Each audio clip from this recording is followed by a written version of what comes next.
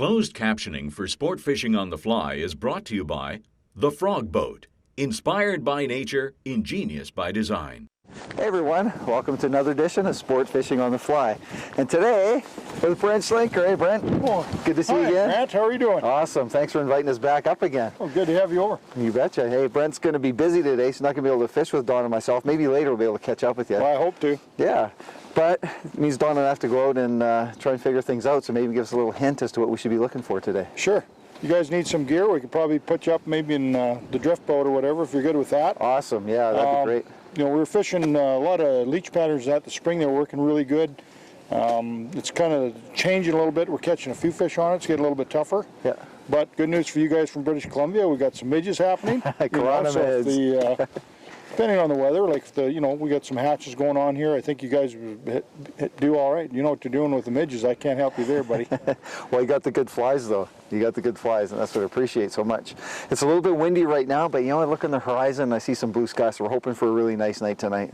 Oh, yeah, for sure. No, this wind could back off later for you, and you guys hopefully have a good day. Excellent. Well, fly fishing up in Cypress Hills, that's today, as we take you sport fishing on the fly.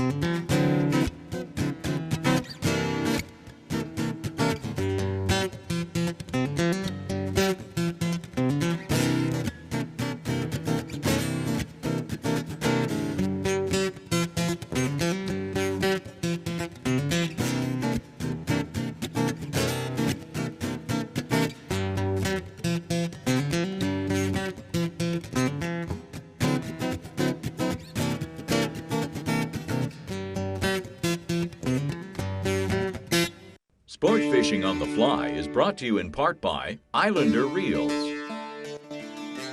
G. Loomis Rods, and High Drift Boats.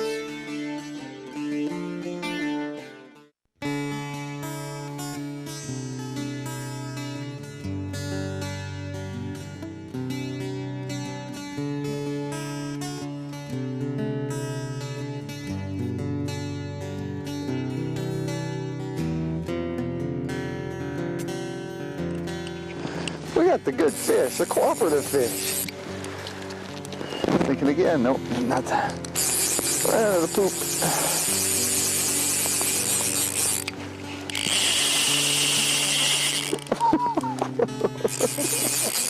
What a great fish.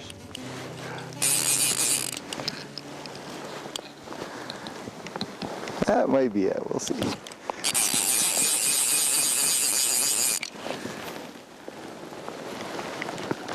He's getting pretty spent there. He should be. Deserves to be.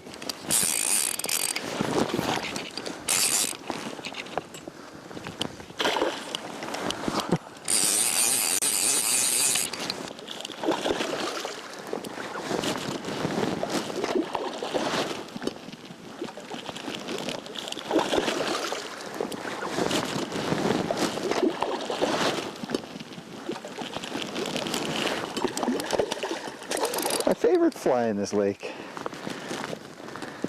the Denny seal bugger.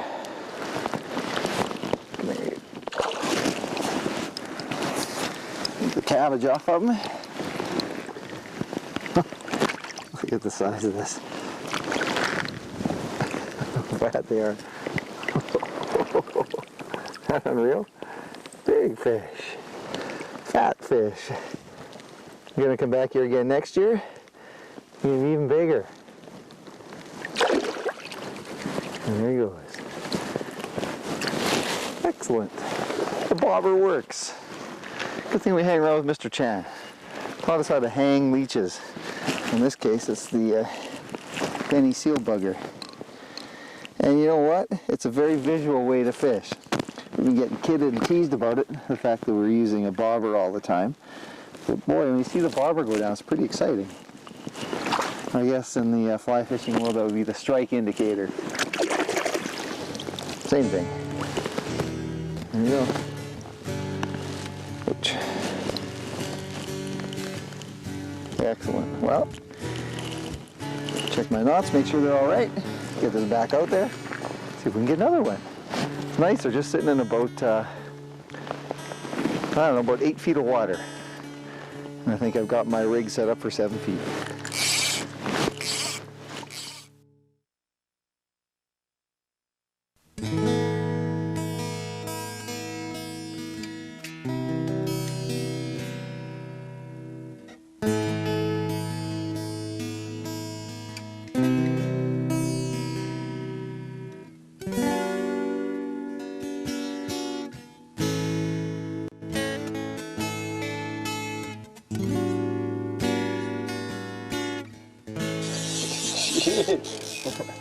He's a good scrapper. Well, you know, evening time chronometering is a blast. It was blowing today, went dead calm, and now all the fish are just boiling on adult cronies. They're taking them as they're emerging, they're taking them down below. What a great time to fish. Oh man, look at the crony. Right in the side of his jab. He just barely took it. Oh, that's a nice thing, boy. And the nice key here, too, when they're taking the cronies, we moved right into shallow water, like 3 feet of water. I'm just going to unbutton this tie here because... There he goes.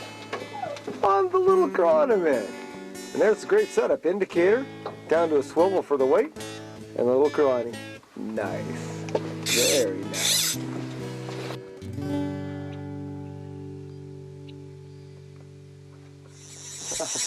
Wow! Steady action with the chronometer. Whoa! Coming right up.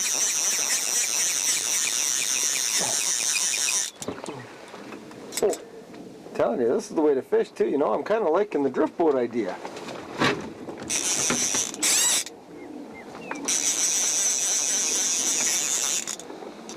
Yeah, kind of nice drift boat on the lake. It is real nice. You know, we're used to using the pontoon boats. The pontoon boat's a accomplished task, but you're always having to kick. Well, drift boat's super for using on a lake. You just, you know, you paddle on over, you put the anchor down, you hang out. Real nice, easy to film out of, real easy to fish out of. Gee, these are nice fish in here. Oh, the chronometer too. Oh yeah, you can't beat it fishing them, getting them on the chrony like that. Man, oh man. Look at the size of the back on this guy here. Look at that. Now, who says big fish don't like chronometers? Look at the size of this fish. I'm going to hold this guy. He is a beauty. Don't take my chronometer. Back up. Look at the chron. Sitting right there. Look at how fat that guy is. Beautiful fish. Very healthy. I'll let him go. They are just chowing on the cronies. There he goes. Oh, it's about an hour and a half away from dark. Not even dusk, I would think. This is just phenomenal. A little bit of chronometer fishing in the shallows. Can't beat it. There's a baby right here. There's a ticket. A little crony. This lights out, and I think also I've got the right depth. So, keep trying it out. Oh, man. Whoa. Now, how's that for airtime? That's incredible. Now look at this fish. Again, you know, they just start boiling around and you know they're going to eat it sometime. Give your fly a little bit of motion, bam, they eat it. And they're very subtle takes right now. You know, the indicator, a lot of times we fish in the lakes up by Kamloops, and they're quite aggressive. When they take the chronometer, you know, your indicator goes hard sideways or hard down. But on these lakes right now, all you see is just the indicator just slightly move one way or just dimple a little bit. And you got to set real quick or else you miss them. And I've already missed a few.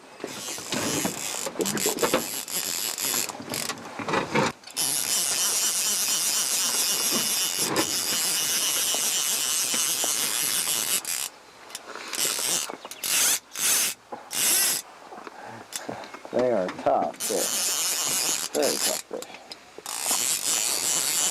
Again, not a huge fish, but it's sure nice. Oh, what weight am I using? That weight. I had to make sure I knew what kind of rod I was using. Of course, it's a G. Loomis rod, but I had to make sure I was using a 5 weight. That's minimum you can go in here. You know, you might be able to get away with a 4, but these 5s are, these fish are pushing it. Oh, look at that. Another beautiful Cypress Hills rainbow. On the crawny, look at the crawny just sitting right in the corner. Whoa, don't you throw that away. You gotta hold that gap because the sunlight is just so pretty right now. You get hold of them, that is. After you've had your shower. You just totally wrecked me. Oh yeah, get that. The condiment out. Oh. This guy is really getting his revenge on me right now, I'll tell you. He's winning. He is winning. Oh, and I'm as wet as he is right now. Look at that. Isn't that a beautiful fish? Awesome. Oh, let him go. Look at that. God, they're nice fish in here. They are just phenomenal. And you've got the hot fly right now. It is. Yeah. It's just hot. They like it. Look at this guy. Just sitting here and off he goes. Man, oh man. Here it is. Let's show everybody that fly again real quick. It is a hot fly.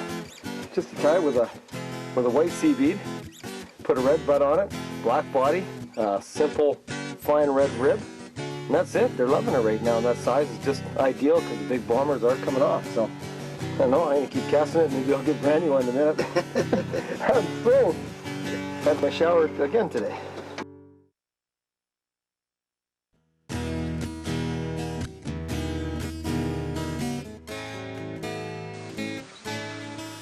Looks like the life of luxury, though. Oh, I'm telling you, this is the way to fish. I love it. You know, we got the drift boat at home and we never use it for the lakes, but I think we're going to have to start using it. The heck with paddling around, this is the way to go.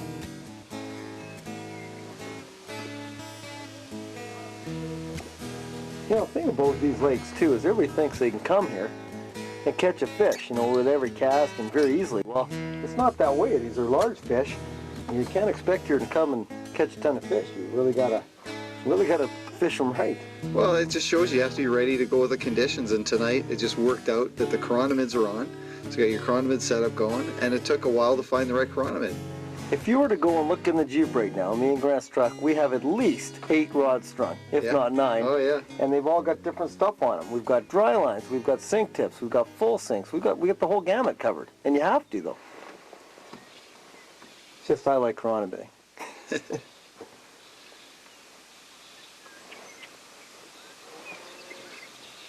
You know, until you turn the camera off, he's not going to bite, right? I know. It just won't happen. They're under there, they're cruising around.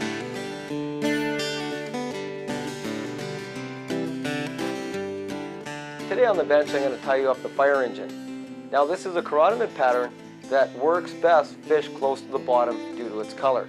Make sure you have these materials ready before you tie the fly. For the hook, we're going to use a size 12 scud pupa.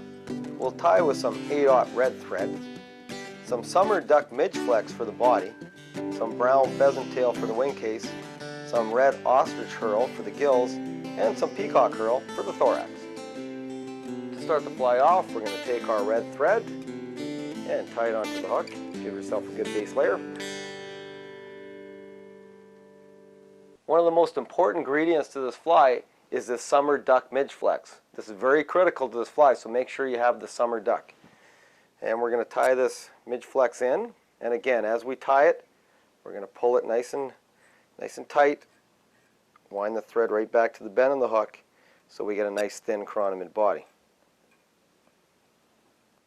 Take some small mylar tinsel, and again, you can use small silver wire, even some copper wire, something to rib the fly with. But I like this small mylar tinsel, and it's silver, so we'll tie it in and we'll use this to rib the body a little bit later. Take the summer duck midge flex that we tied in at the back of the hook, pull it tight and start wrapping forward to form the body. And as we wrap forward, you're going to see the summer duck midge flex really accentuates the red thread that we put underneath and forms a really translucent orangey red color, which is critical to this fly. And wrap it right forward to the eyelet. Take our mylar tinsel that we had sitting off the back of the hook, and we'll wrap forward and form about 5 or 6 ribs on the chironomid. Take about 10 to 15 strands of our brown pheasant tail, and we'll tie it in reverse near the eyelet of the hook. We're going to use this to form the wing case a little bit later. The second most important ingredient we're going to use is the red ostrich shrill. Very important. We're going to use this for the gills, and make sure it's a nice blood red ostrich shrill.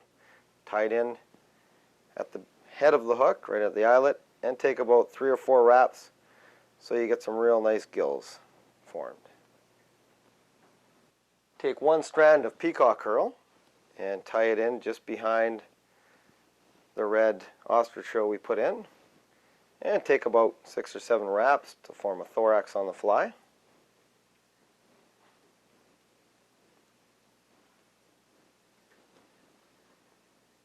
Now I'm going to take my pheasant tail and pull it over the gills and the thorax to form the wing case, and finish off by cutting off the excess and whip finishing the red thread to fill in the body.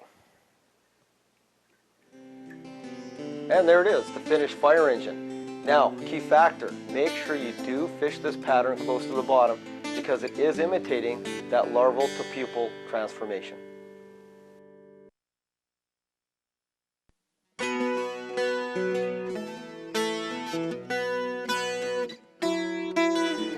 Well, that's what the future of fishing's all about. Kids catching fish off the fishing pier. Well, the technology today, and here was Brian, the Freshwater Fishery Society BC. Did I get it right that time? You got it right. All right, this is only like the 3rd take. But it's family fishing weekend, and this is something that you were saying the provincial government did a long time ago. About 5 years ago, initiated or announced that you could fish for free on the Friday, Saturday, Sunday of the Father's Day weekend each year in BC if you're a resident of British Columbia. Right. And it's to get more people fishing, get families fishing, and particularly get kids fishing.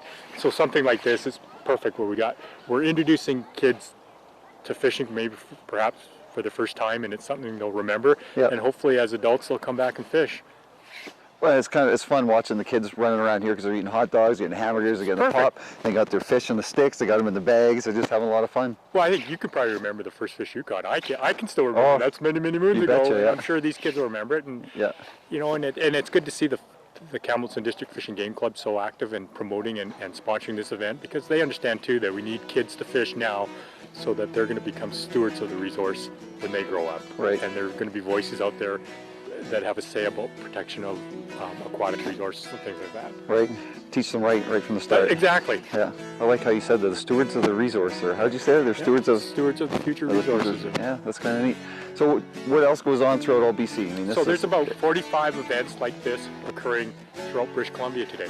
Okay. And all parts of the province, getting families, and particularly families and kids, introduce them to fishing, and as a nice, clean, wholesome outdoor experience that you can do as a family, and then introduce, hopefully carry on as a young adult to fish as well. Right on. Awesome so thing. It's good. You betcha. That's great. Okay, let's go watch some kids catch some more fish here. Absolutely.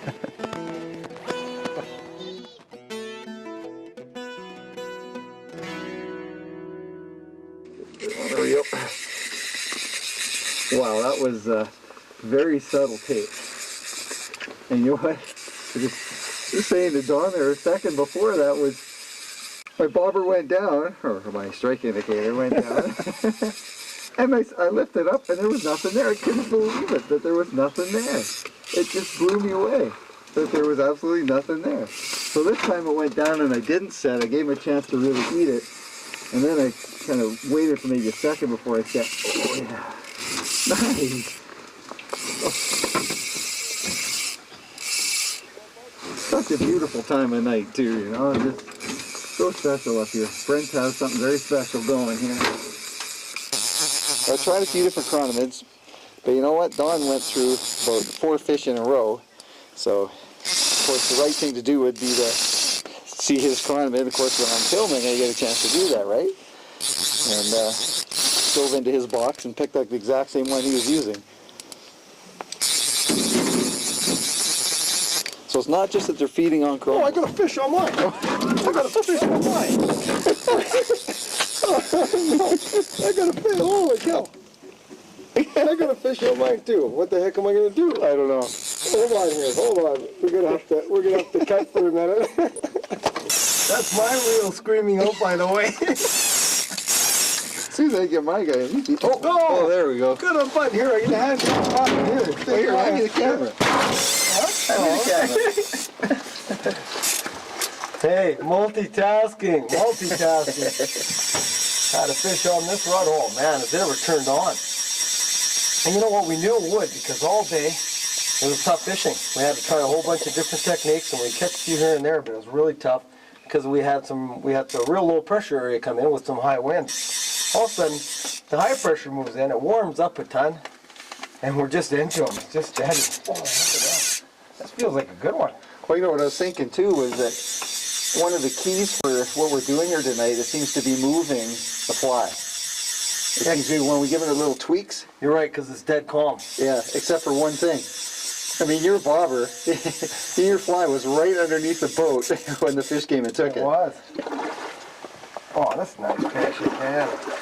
Yeah, this guy, you know what? He was feeding. I'm just gonna unbutton him here. This guy, he just wanted to eat it. Oh, gee. Wow. There he goes. Hey, Connie was still doing good. Double header, Granny. Unreal. Double header. That was unreal. It's only getting better. We got time. I mean, the sun's not even down yet. Crazy. I was thinking I maybe snapped mine off. Yeah. But I didn't. I can see it wander around the rod over here. I'll show you. Over here. There it is. There's my fly. The good thing is I think it's going to come off okay. And like I say, we've got 4 rods out here. We've got at least another 6 or 7 in the truck. I mean, you have to be well suited out here. Well, once you get turned on to them like we have right now, then you start to have a lot of fun. Exactly. Well, we are. I'm going to put the camera down. Cast again. Well, as Brent's getting the drift boat all tightened up for us here and getting ready to go, I want to thank you for another great day. It was absolutely phenomenal. Great, Don. How'd you guys do? You know what? We did really good on the crawnies, just what we were expecting. And this thing here, the drift boat, I can kind of get used to this. They're nice, aren't they? Oh, they're really nice. Yeah, we use a lot of pontoon boats on our lakes most of the time for a lot of clients that want to fish on their own little bit. We assist them as well with netting and taking their photos and that type of thing. Yeah. But these drift boats work really well too. We use them on the rivers, of course, when we're guiding there, but also on the lakes, very comfortable for people who want to get out of the water. You betcha. Well, again, thanks for a great day. It was phenomenal. Me and Grant had a lot of fun. When you're out in the wild, take care. Conserve our waters like Brent does here. He does a great job. And we'll see you next time when we take you sport fishing on the fly. What a great day. To watch all our latest Sport Fishing on the Fly episodes and to order Sport Fishing on the Fly merchandise, head to www.sfotf.ca. And if you would like to book an adventure like this one showing, head to ontheflyadventures.ca and book yourself the trip of a lifetime.